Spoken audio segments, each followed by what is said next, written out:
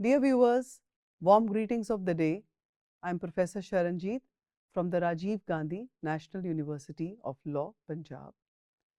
In the previous lecture, we had discussed in great detail damages and measurement of damages along with the kinds of damages that can be awarded by the court to the plaintiff in the case of a tort in the form of a judicial remedy. Today we shall focus upon injunction and specific restitution of property as a form of remedy. In the end, we shall also ponder upon the extrajudicial remedies that are available to the aggrieved party. At the very outset, it is important to note that the rationale behind remedies under the law of torts is to ensure justice and equity to the aggrieved party. It also creates an ecosystem where the people can coexist without infringing upon the rights of the others. Furthermore, by way of these remedies, judicial or extrajudicial, a deterrent message is sent to the community also that if they infringe upon the legal rights of the others, they have to bear the consequences. For instance, if the defendant has unlawfully constructed a wall by way of trespass on the plaintiff's land and is likely to continue with his act further, the court may order through a mandatory injunction that the wall be demolished and through a prohibitory injunction not to construct it any further. Another suitable example is that if an industrial plant is dumping waste into a lake or a river, then the court can serve an injunction to stop that activity. We have to understand as to what is meant by the expression injunction. Injunction means an order of a court of justice directing the defendant to abstain from the commission of a certain act, continuance or repetition of an unlawful act, or to do some act which he is legally bound to do. For instance, A enters B's land regularly without the consent of B. In this circumstance, B can approach the court and ask for the order of injunction against A, that is to prevent him from entering his land again. From the above, we can decipher that an injunction can be either prohibitory or it can be a mandatory injunction. A mandatory injunction requires the party to do some positive act, whereas a prohibitory injunction orders the defendant to abstain from doing a particular act. Here it is important to note that for obtaining injunction, the plaintiff has to prove before the court the loss from which he is suffering or likely to suffer from the wrongful act of the defendant.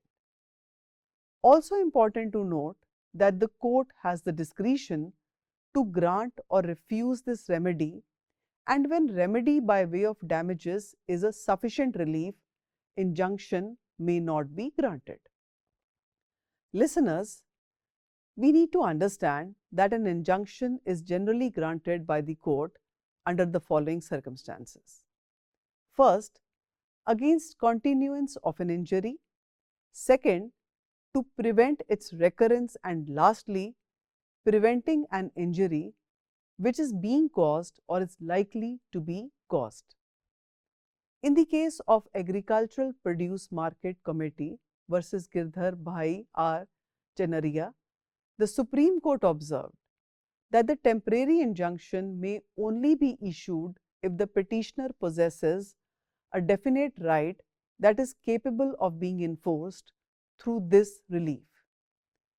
It is noteworthy that the provisions relating to the grant of injunction are contained in sections 36 to 42 of the Specific Relief Act 1963. Furthermore, the procedure for grant of temporary or interim injunction is governed by Order 39 of the Civil Procedure Code 1908.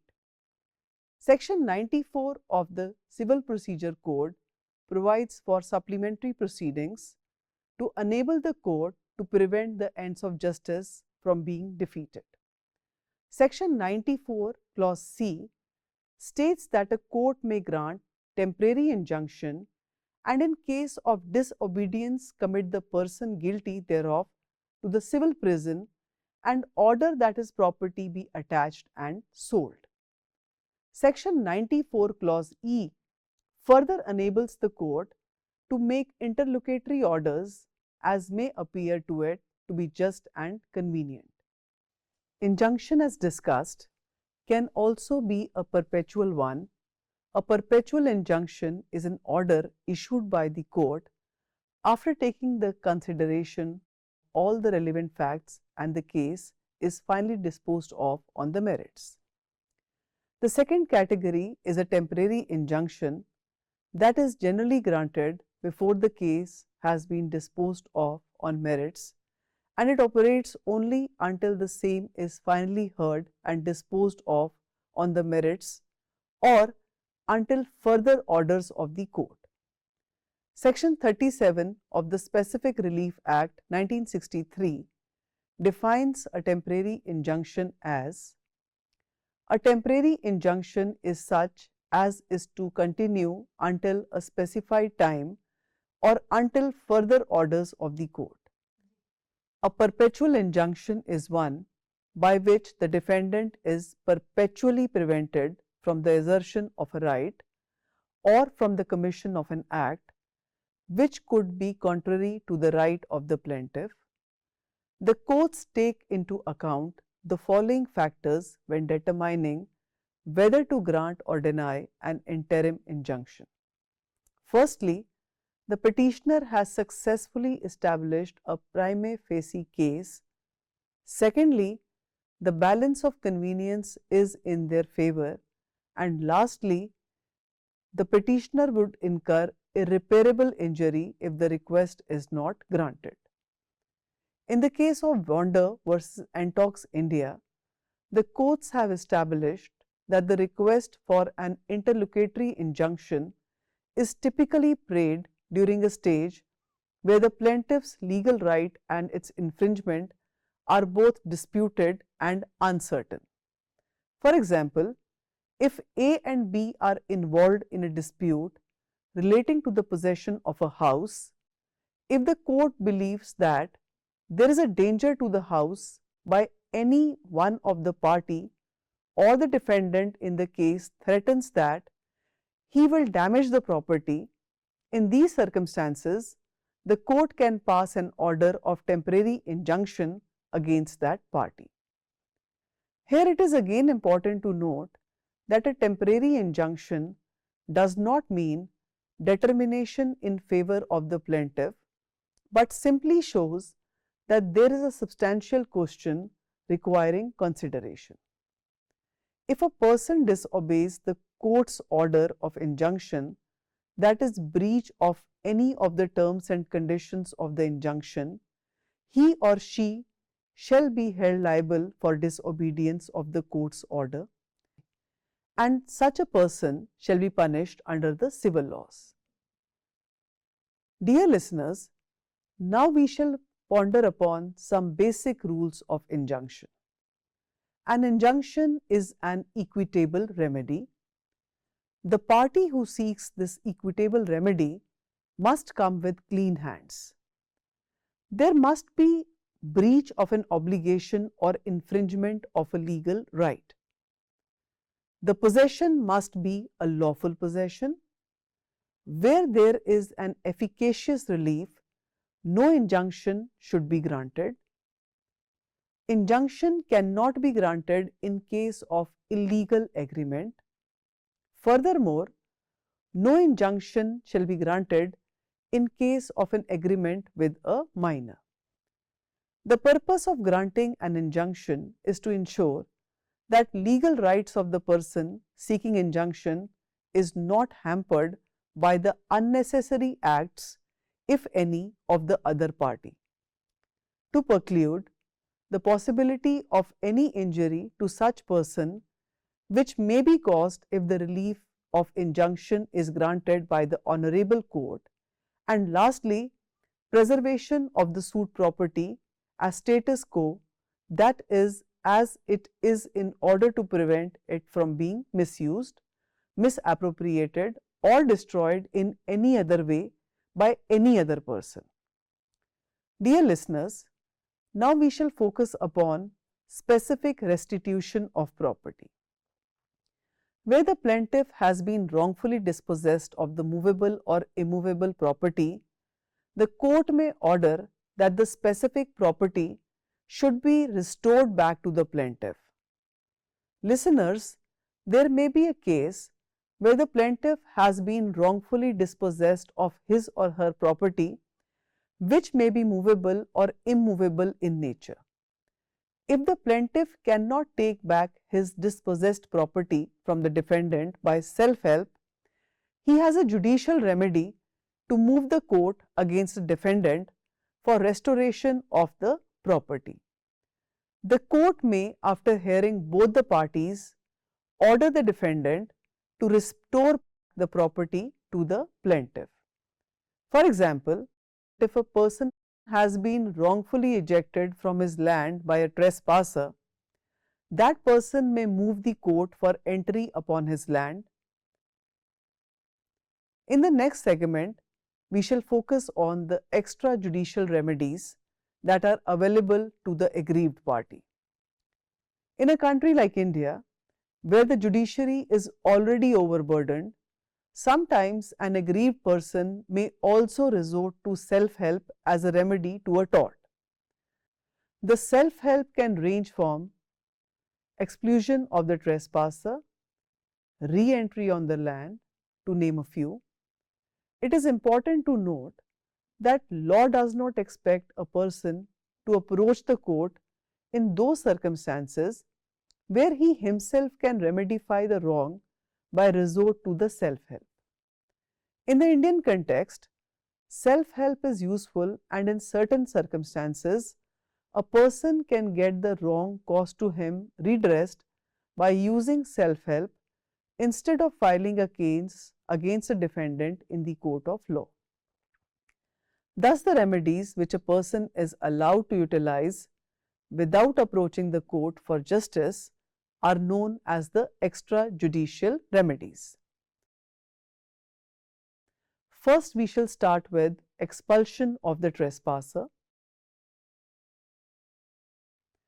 This remedy is an extrajudicial one that can be used by the rightful owner of a property or possessor of a property in order to dispossess a trespasser. It is a well accepted principle of law that a person can resort to legitimate force in order to repeal a trespasser to his or her property. The person who is entitled to the immediate possession of an immovable property may remove the trespasser, provided that the force used by him does not transgress the reasonable limits as per the circumstances of the case. In order to maintain the law and order situation in the country, here again it is important to note that the force used must not, however, be excessive, that is, more than what was necessary under the circumstances of the case. The extrajudicial remedies for tort must not lead to criminal activities and chaos in the society. The second remedy is re-entry on land. A person wrongfully dispossessed of his land, where he can take its possession if the same is done in a peaceful and easy manner without violating the legal provisions and creating any public disorder situation. It means a person who is wrongfully dispossessed of his land may retake the possession of his property by re-entry, and he need not approach the court for this purpose. However, a note of caution is that the re-entry must not lead to any impediment to the peace and tranquility in the society. The third remedy is the direct reception of the goods. A person entitled to the immediate possession of property may recover that from any person who has it in its actual possession, provided that such possession was wrongful from the very beginning. Next head is abatement of nuisance. Many a times a situation may arise where the wrongful act of a person becomes a cause of nuisance for another person. In such situations, the aggrieved person will be justified in removing the cause of nuisance by resorting to self-help. This is legally known as abatement of nuisance, that is, removing the cause of nuisance by oneself. Here it is important to note that before resorting to this remedy, a prior notice must be given to the offending party to remove it, and after giving of the notice, if the other party still fails to remove the nuisance, it can be removed by the aggrieved person on his own. Listeners, it is quite legal for a person to cut the overhanging branches or spreading roots from his neighbor's trees, or remove obstructions to his property or his right to extinguish a dangerous fire on the adjoining land. In case of nuisance, be it private or public, under certain circumstances and subject to limitations, the injured party has a right to remove it. In simple words, we can say that it is lawful for an owner or occupier of land, or for anyone by the authority of the occupier, to terminate by his own act any nuisance that may cause injury or affect his land negatively, provided that in doing so he does not cause any unnecessary damage for which later he shall be liable. It is based on the principle that one who seeks justice must come with clean hands. Next head is the distress damage fee-cent. Where the owner or legitimate occupier of the land finds any cattle or cattle is trespassing on his property or field and unlawfully staying on his property and causing damage to his crop or otherwise, he has a right to seize and detain it and refuse to release it unless the owner pays compensation for the damage caused to him by the trespassing of the cattle on his property or field. Here it is important to refer to the case of Arthur versus Anker, 1996, where it was held that if a person parks his car at a place where a clear notice board has been put up that those who park the car at the place would be fined and the car will be released only on the payment of such fine, the municipality shall have the right to seize the car under the statutory law until the defaulting person pays the fine, revenue or other public dues as the case may be. Dear viewers, now we shall talk about the felonious torts. Historically, it is significant to note that when the tort was also a felony, the rule at common law was that the remedy in case of tort was not available until the defendant was prosecuted for felony or some reasonable justification for not prosecuting him was shown. For example, when a person commits a theft, it also amounts to the tort of conversion. Earlier, the remedy under torts was not available and the person could be prosecuted for theft. This rule was abolished in England by the passing of the Criminal Law Act of 1956. Dear viewers, when the same act was a tort as well as a criminal wrong, and action for tort can lie irrespective of the fact whether any criminal action for the same has been brought or not. Thus, under the Indian law, prosecution of the wrongdoer is not a condition precedent to an action under the law of torts, as in England. Next is remedy by way of registration of a writ jurisdiction. A controversial area is whether a remedy for tort is available by way of the writ jurisdiction.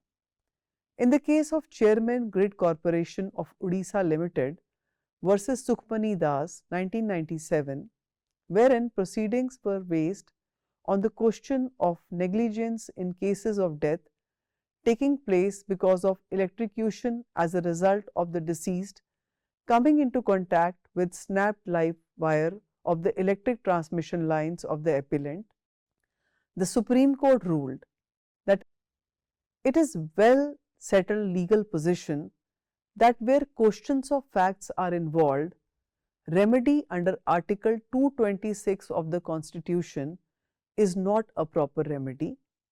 However, the Supreme Court said that all the above said norms would not be attracted in a case of strict liability. Thus, merely on the basis of plea of disputed questions of fact, the petition cannot be dismissed. Now we shall come to the conclusion of this lecture. As already discussed, tort is a civil wrong where the remedy is available by way of unliquidated damages. The damages are calculated depending upon the facts and circumstances of each case. The remedy under the law of torts can be split into judicial remedies and extrajudicial remedies. Both the judicial as well as the extrajudicial remedies have their own advantages and disadvantages. As already discussed, the remedies that are available to a plaintiff through a court of law are known as the judicial remedies, and they can be further divided into damages, injunction, specific restitution, and declaration of the right. On the other hand, the remedies which can be resorted to without knocking at the doors of the court of law are known as the extrajudicial remedies. In an overpopulated country like India, where the judge to population ratio is quite low, the extrajudicial remedies are also very useful, and they can be used in the circumstances when a person can get the wrong caused to him redressed by using self-help instead of suing the defendant in the court of law. The extrajudicial remedies are also of various kinds and can be used as per the needs of the circumstances. However, in cases of extrajudicial remedies, the aggrieved person must always keep in mind that a recourse to them should not lead to unnecessary public disorder situation, violence, affray, or any untoward incident directly bearing upon the safety and security of the people. Thank you.